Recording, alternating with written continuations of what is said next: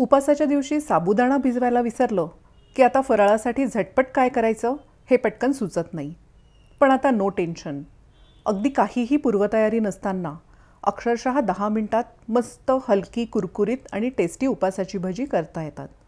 चला बघूया कशी करायची। नमस्कार, कांचन बापट रेसिपीजमध्ये तुमचं स्वागत।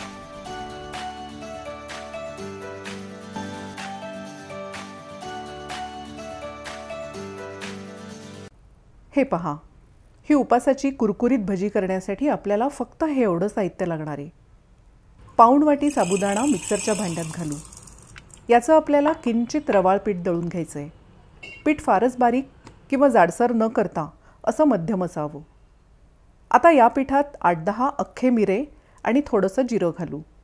2 मध्यम तिखट मिरच्या आणि एका मोठ्या बटाट्याच्या फोडी घालू। साधारण पाऊण वाटी पाणी घालू।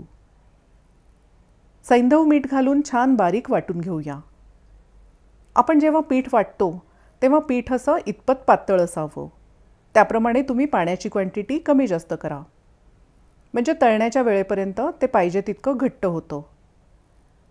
तयार पीठ पातेल्यात काढून घेऊन एकसारखं करून झाकून ठेवूया। आपण पीठ झाकून ठेवलं होतं त्याला 10-15 मिनिटं झाली आहेत। हे पहा, पीठ परफेक्ट घट्ट झालंय। आपण त्यात कोथिंबीर घालून मिक्स करू।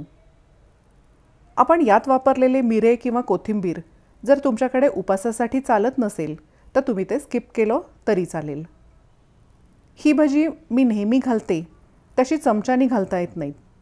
असं हातानेच थोडं थोडं पीठ घेऊन आपण भजी घालणार आहोत।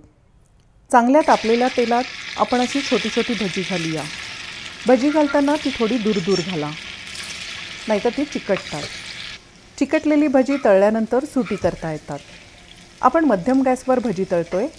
ही भजी फार बारीक गॅसवर तळू नका। बारीक गॅसवर तळलेली साबुदाण्याची भजी किंचित तेलकट होऊ शकतात। अशी छान लालसर रंगावर भजी तळून घेऊया। हे बघा कशी कुरकुरीत झाली आहेत भजी। ही उपासाची भजी उपासाच्या नारळाच्या किंवा दाण्याच्या चटणीबरोबर किंवा नुसतीही मस्त लागतात।